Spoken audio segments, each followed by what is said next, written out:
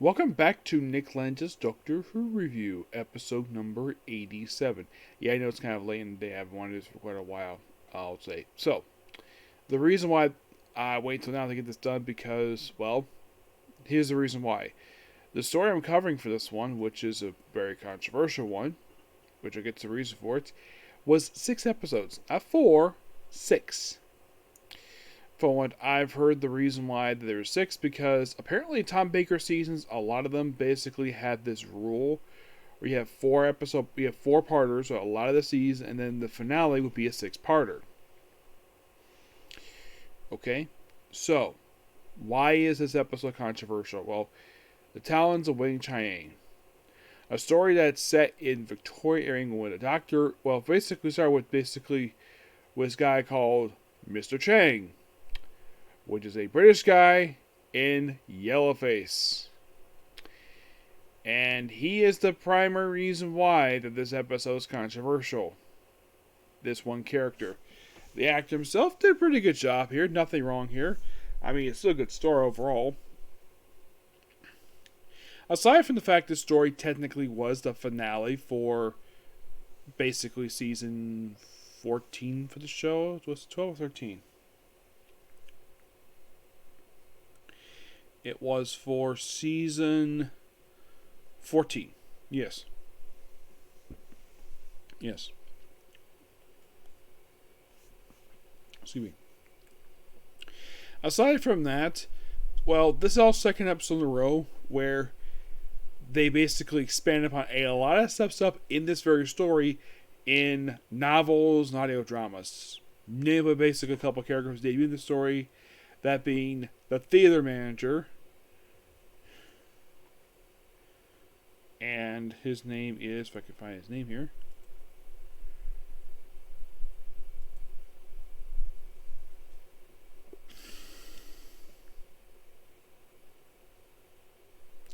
Henry Gordon Jago. By the way, the guy who plays Chang, his exact name is John Bennett, and he was definitely white. Yes. The other one is Professor Lightfoot.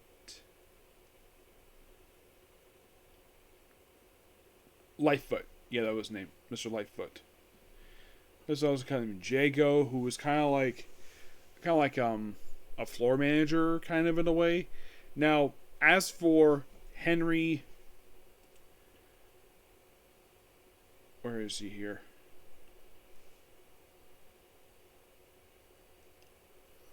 Henry Gordon Jago. Basically, the whole thing with this guy is he is a theater manager who basically produces plays. Well, basically shows to entertain people in Victoria, England. Now, there is a mention in the story of Jack the Ripper, which I believe this makes it the only story to ever reference Jack the Ripper, because I don't think they ever had a story reference it before this, or even after this, because they've had stories set in Victoria, England, but never referencing Jack the Ripper, so this is probably just set after, like, he showed up. Now, I have read also there is a Doctor Who one-shot featuring a 10th Doctor, where it's set before the events of this very story, and the ending of that one-shot leads into this very story. Basically shows the 4th Doctor and Leela. This story in particular was also Leela's 3rd appearance in the series. Yes, third story she appeared in, and also the first of only 2 6-parters in her whole run, because basically she had a lot of 4-parters. Also, they did set up something here that was later abandoned in the very next story, of Leela wearing different clothing than her Savage attire that she's wearing since her day appearance. They abandoned this with the very next season of the show. That was the initial plan, and the Doctor himself dressed up as Sherlock Holmes.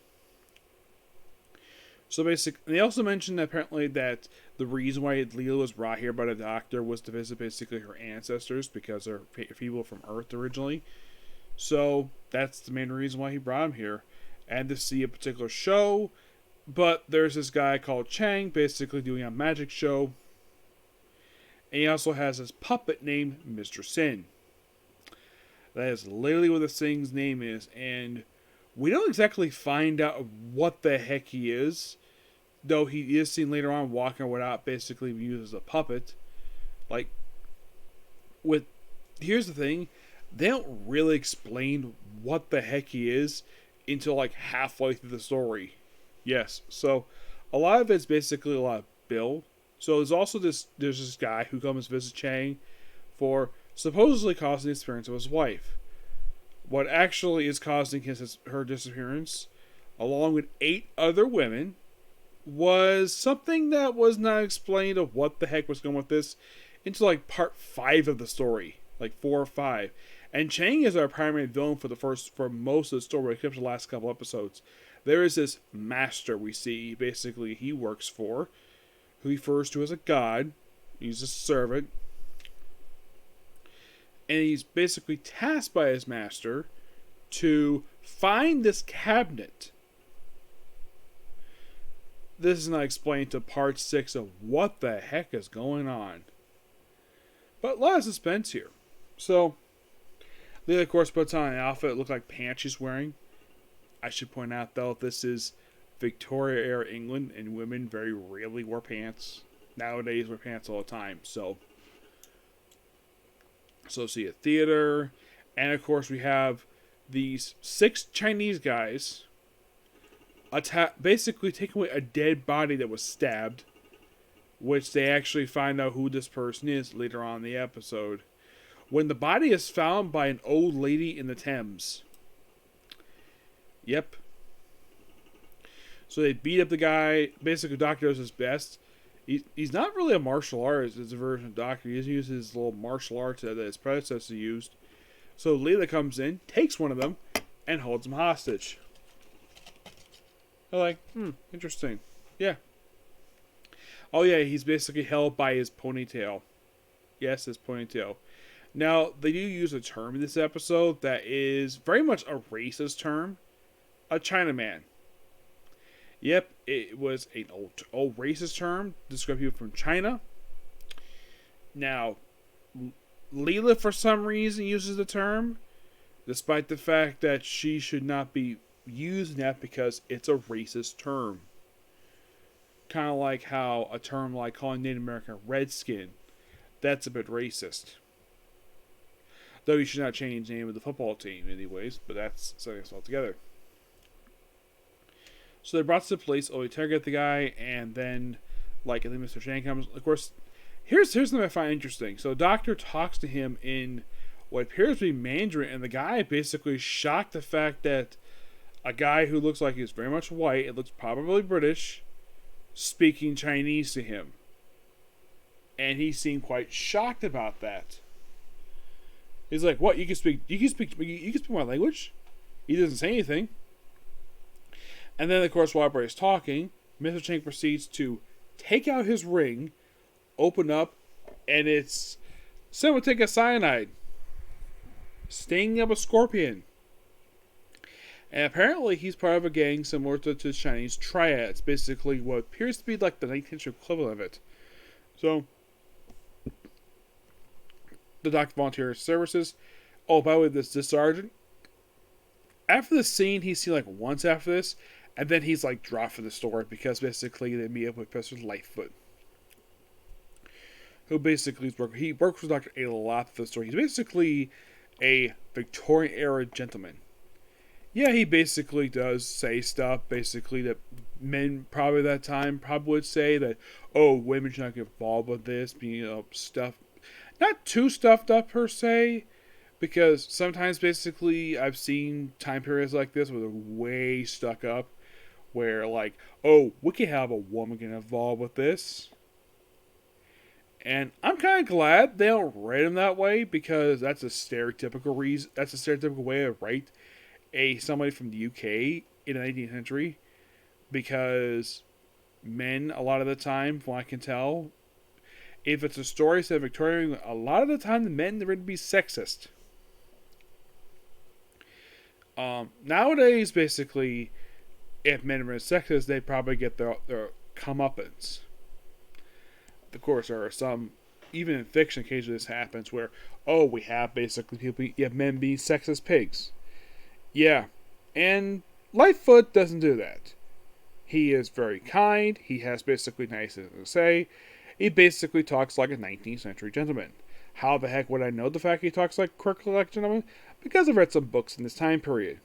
That's how I know, basically, that this is correct. And plus, I've seen some movies set in that particular time period, so there's that. So, basically, looking for this particular cat, of course, he also, this master has got this weird, like, I don't know, best way to describe it. It seems like a piece of circular soap that is made. It's basically a crystal thing that is a key. They explain it's a key to this cabinet.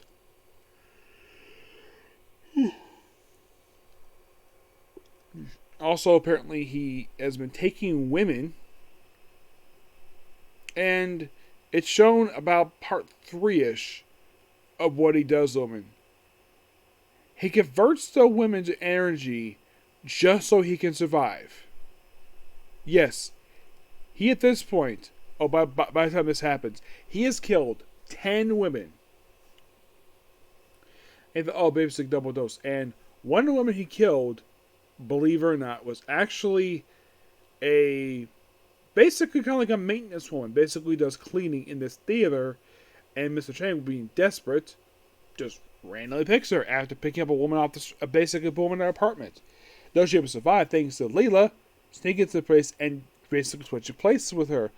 Woman's in her trance. And of course, Leela basically, what if like 3 times the whole story, she tries to murder the main villain. I'm like, wow, that is ballsy for Leela to do. And yeah, she's nowhere different doing it. She does occasionally use knives, but she also this episode first time uses an actual regular gun. Not like a laser gun per se. She used that in her debut story, but this one she's using it look like a revolver. Yes, she does use that first time in the story. The Doctor, meanwhile, though, does observe stuff. He basically points out a lot of scientific knowledge in the future. And so, what's the story with Grell? Okay, I'll reveal it right now. So Grell, that's the Master guy. No, it's not basically the old Doctor Who enemy Master. This is a guy called Master.